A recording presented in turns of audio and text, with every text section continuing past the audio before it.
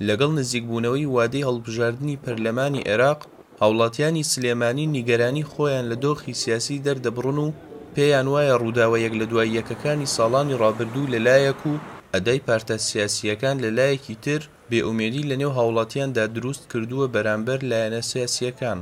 لەبەرەوەی ئەندامانی کوردی لە پەرلەمانی عێراق نسبەتیان کەمە، باوەڕ ناکەم هیچ بەدی بکەین، چونکە پار لە پەرلەمانی پێشوا تەقریبی 63 کەسمان هەبوو، هیچیان بە هیچ نەکردو. ئیمساڵ وەکو خۆیان بانگەشاکەن کەم ئەندام پەرلەمانەکانان کەم بێتەوانێ. لەگەڵ هەموو ئەوانەشدا هاوڵاتیان پێیان وایە گەرگۆڕانکاریەک لە دۆخی سیاسی و ئابووری بهێنرێتەکایەوە، ئەوا سندوقەکانی دەنگدان سەنگی مەحەکن و بەشداری لە هەڵبژاردنەکاندا کاریگەری خۆی دەبێت.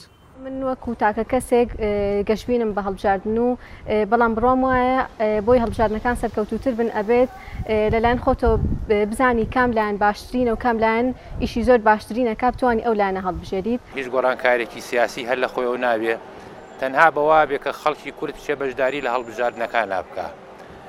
دەنگ مەدە بەو حیزبەی کە ئەم قەیرانەی بۆ دروست کردووی، دەنگ بدە بەو حیزبەی کە ئەمڕۆ ئەمە لێ پێیەتی. تەمە لە ناو حیزبانە دەنگی جیاوازێ، ڕای جیاوازی خەڵکی پێشکەوتن خوازی تایە. بەرەو گۆڕانە ڕوە چۆن نەڕوە دەگۆڕێت. مەسەلەن کۆمەڵی حیزبی تازات و حیزبەکانی کەش ئەبێ گۆڕانکاری ڕووبە بەزوەرنی کات.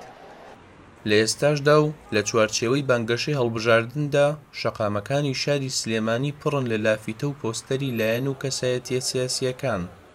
ڕۆژ لە ڕۆژ لە هەڵبژاردننی پەرلەمانی عێراق نزیکە بینەوە و لایەنە سیاسیەکان کێبڕکێ ئەەکەن لەسەر زۆرینەی دەنگەکانی شاری سلێمانی.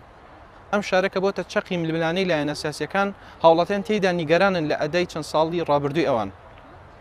ڕێباز مەجید، دەنگی ئەمریکا، سلێمانی.